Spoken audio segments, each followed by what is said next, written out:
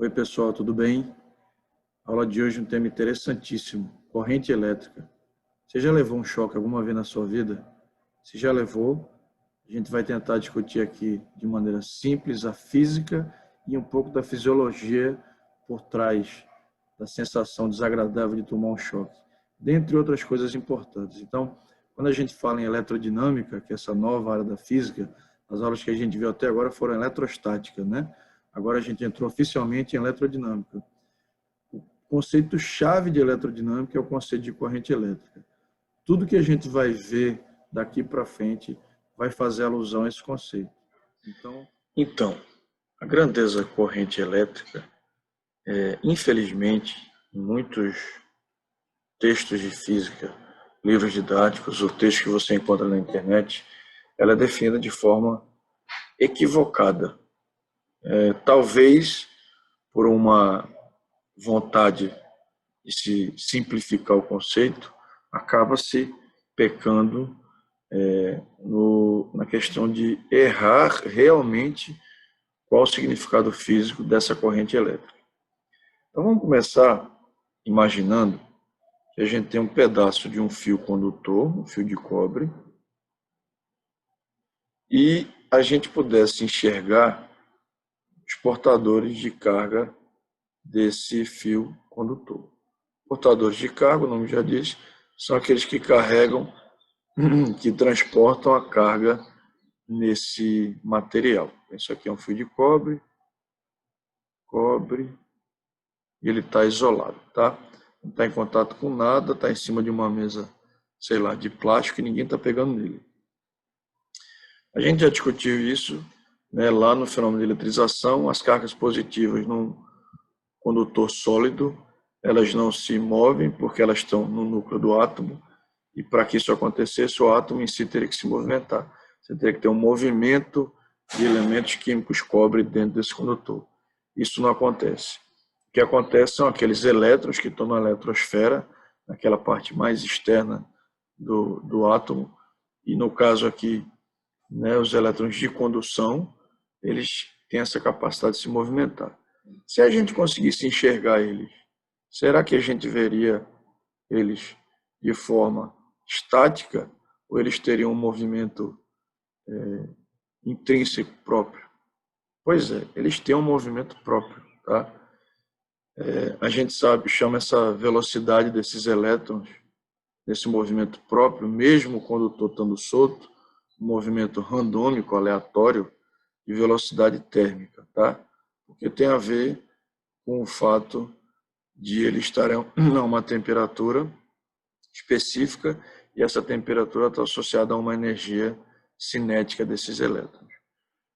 O fato é que, num condutor, essa velocidade térmica, ou velocidade aleatória desses elétrons, ela tem uma ordem, isso varia, depende do condutor, depende de várias coisas, mas ele tem uma ordem que vai de 10 à quinta a 10 à sexta metros por segundo.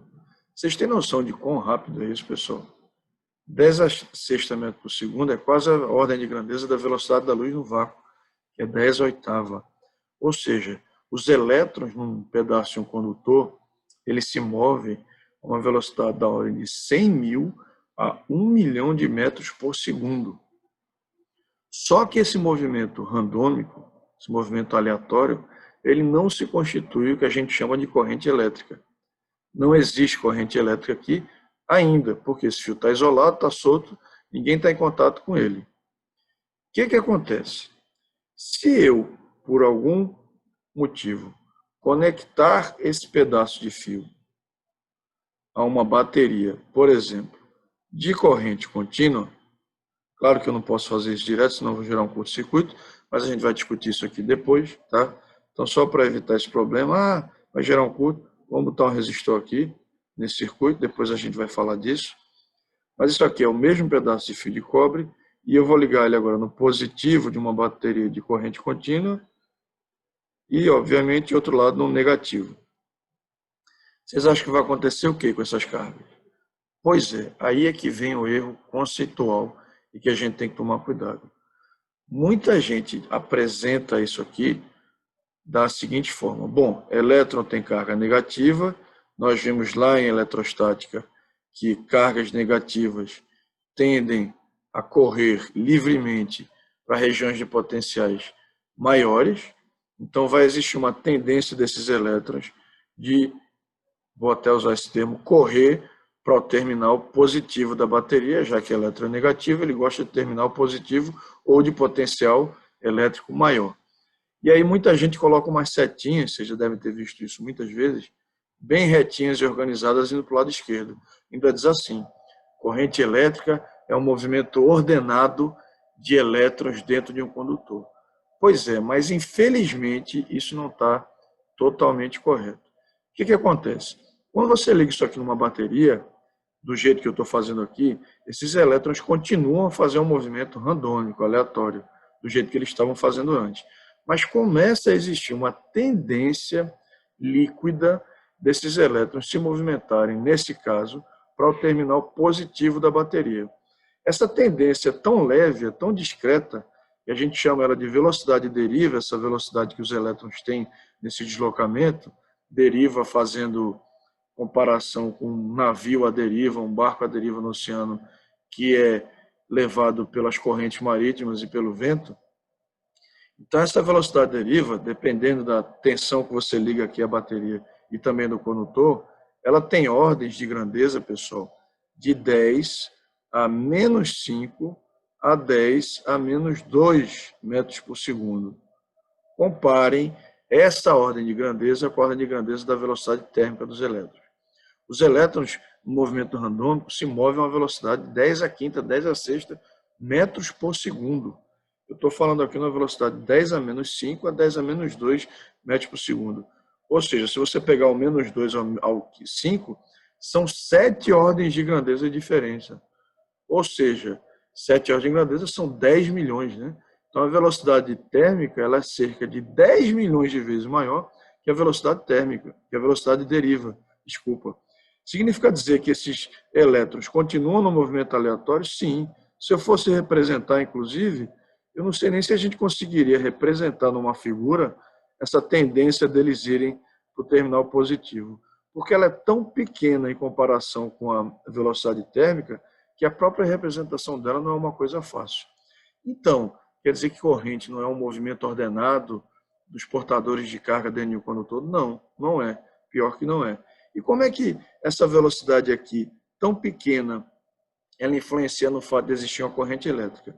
Aí é que vem a ideia. Se eu imaginar uma secção reta de um condutor, eu estou falando por enquanto condutor sólido, tá? Mas eu vou mostrar que você pode ter corrente elétrica num fluido também.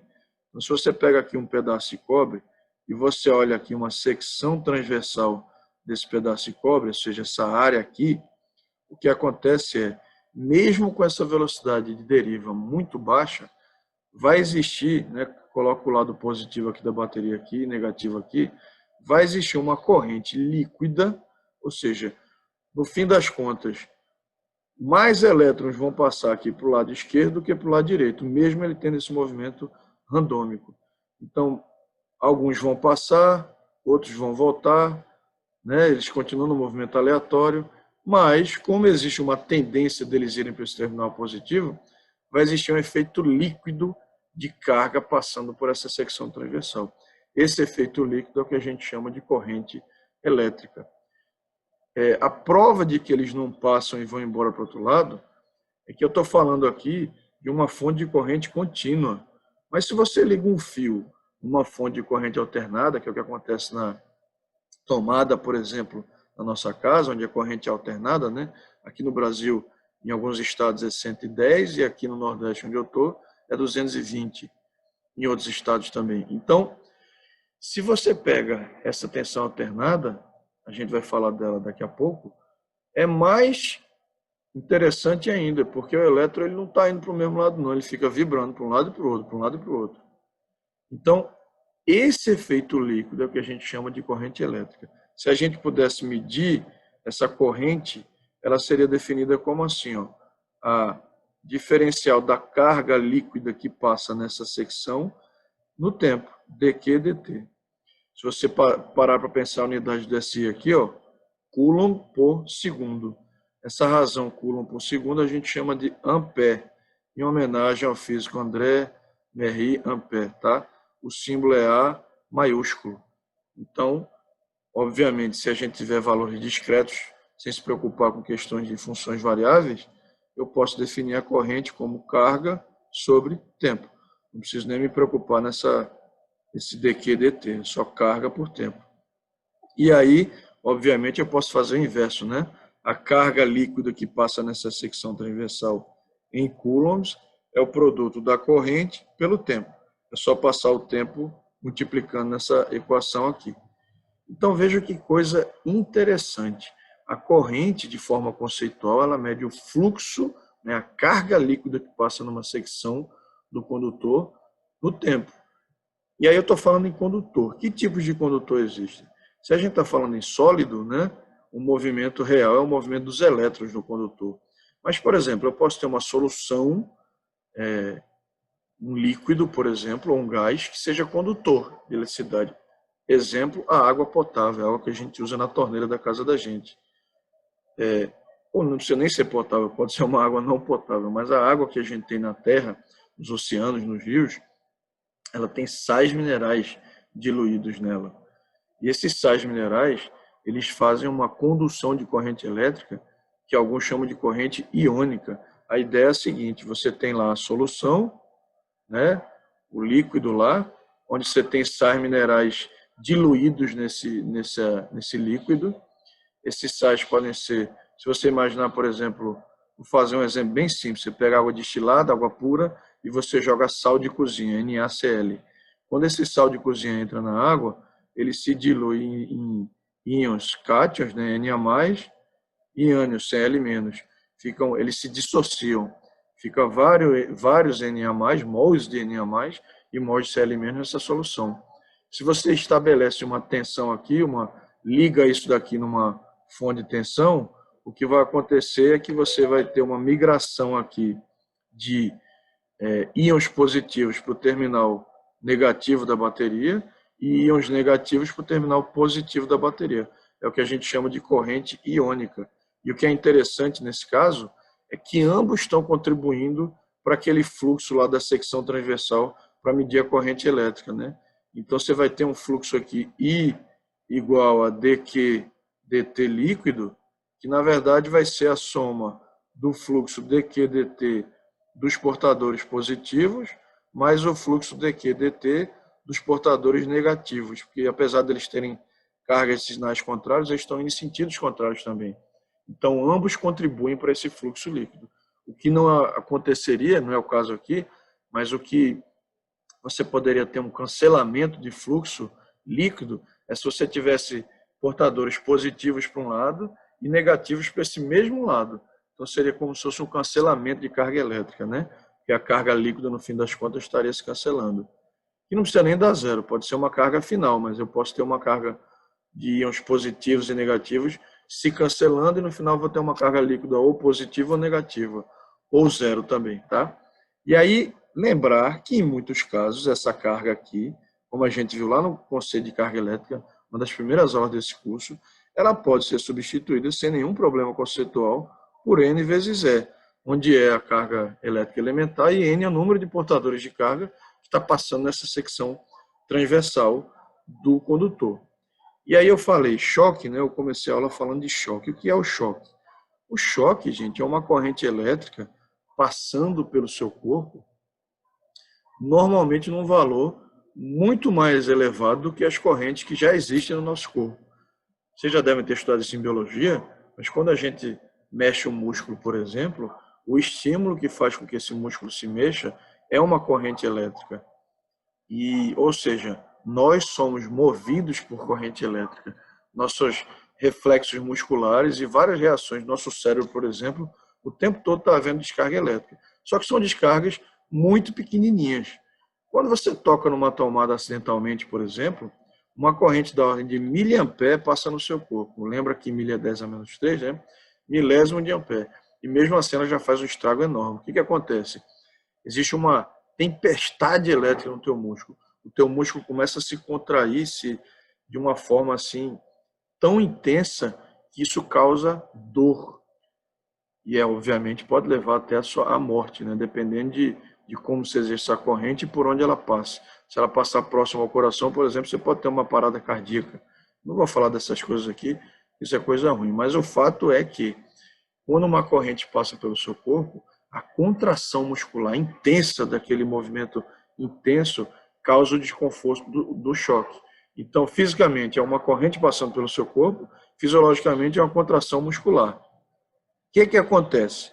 Quando a gente fala em corrente elétrica, e já falando num circuito, e aí eu vou colocar aqui para vocês o símbolo que a gente já usou de uma fonte de tensão de corrente contínua, e vou botar o símbolo de um resistor, que a gente vai falar dele lá mais na frente. O que acontece é, se um resistor, um componente elétrico, está ligado a uma bateria, imagina-se que vai passar uma corrente elétrica e vai circular nesse circuito. Que sentido essa corrente tem? Se você pensar na corrente real, ou seja, num sólido, os portadores de carga são os elétrons, a gente imagina elétrons fluindo do terminal negativo para o terminal positivo. Ou seja, fazendo isso daqui, ó, I. Essa corrente, muitos chamam de sentido real da corrente elétrica. Só que, por uma questão de conversão, até porque o estabelecimento do que é o elétron no átomo, ele aconteceu muito mais tardiamente do que a noção de corrente elétrica em si, porque a noção do elétron foi da física moderna, e a corrente elétrica ela já foi definida lá na física clássica, né? Pelos caras lá da eletricidade. Por um motivo de convenção, se achava que a corrente elétrica ela era, né, estabelecida por portadores de cargas positivos. Então se imaginava que ela era do mais para o menos da bateria. Essa corrente até hoje ainda se usa e o pessoal chama de sentido convencional da corrente. Aí você vai dizer, isso vai atrapalhar? Praticamente nada. Quando você faz cálculos, e a gente vai fazer vários aqui, baseados em corrente elétrica e eletrodinâmica, o sentido dessa corrente não vai interferir em nada, porque uma vez estabelecido aquele sentido, adotado aquele sentido, tudo que você faz é baseado naquele sentido que foi adotado. E aí, para finalizar essa parte inicial de corrente elétrica, só falar rapidamente que existem dois tipos de corrente que a gente utiliza muito em circuito. A chamada corrente contínua, tá? Corrente contínua, que a gente chama em português de CC, em inglês de DC, você já deve ter visto esse símbolo, que se você plotar um gráfico de corrente versus tempo, na corrente contínua, a gente espera ver uma coisa assim, ó, constante. Isso é o que acontece, por exemplo, quando você usa uma pilha de um relógio, uma pilha, aquelas pilhas AA, todas elas, bateria de carro, todas elas geram correntes contínuas. Eu estou tentando ajeitar aqui porque não ficou muito bonito. Então, todas elas geram correntes contínuas, tá? Correntes que não variam com o tempo. Mas, na nossa casa, na tomada da casa da gente, aí tem mais coisa para falar sobre isso depois, mas eu só vou apresentar de forma rápida. Na tomada da gente, se ela tiver dois buraquinhos, né, dois orifícios, a gente chama de sistema monofásico, existe a chamada corrente alternada. Se ela tiver dois, alternada, em inglês é CA, em português, desculpa, em inglês é AC. Então, na corrente alternada, espera-se que a corrente varie com o tempo, tá? Essa variação pode ser de diversas formas diferentes. No caso da casa da gente, é uma corrente alternada senoidal, uma função harmônica rege essa variação. Então, ela era positiva, ou ela era negativa, ou ela era positiva. Normalmente numa frequência de 60 Hz, ou seja, o sinal fica alternando entre positivo e negativo 60 vezes por segundo. Então, se a tomada for daquele jeito que tem 2 buraquinhos, né? No padrão aí brasileiro, né? Que é buraquinho, não é tracinho. Claro, vocês devem saber que cada país tem um padrão diferente, mas se ela tiver esses 2, um é o que a gente chama de fase e outro é o que a gente chama de neutro. Então, esse é o sistema monofásico. Na casa da gente, a gente usa o sistema monofásico. O sinal alternado, vou falar de uma maneira bem simples, ele vem por aqui, pelo fase. E depois que ele passa pelo circuito que está conectado a ele, ele volta e sai pelo neutro. Ah, e se minha tomada tiver 3 pontinhos, é trifásico? Não. 3 pontinhos, esse terceiro pontinho aqui, é o que a gente chama de terra. Lembra que a gente discutiu isso lá em eletrostática? Terra. O terra, o aterramento, ele é feito justamente para escoar excessos de cargas produzidos no teu circuito. Então, por exemplo, a ligação de chuveiro elétrico, normalmente se você não liga no aterramento, esse chuveiro pode ficar dando choque quando você toca lá no registro. Então, para evitar isso, geladeira também, fogão, às vezes até computador, você conecta no terra. Mas isso é sistema monofásico. Sistema trifásico é outra história que a gente vai falar depois lá na frente, tá? Então, conceitos muito interessantes, né? Simples e que tem muito exemplo do dia a dia da gente. Então, por hoje, essa aula fica por aqui. Valeu para todo mundo mais uma vez.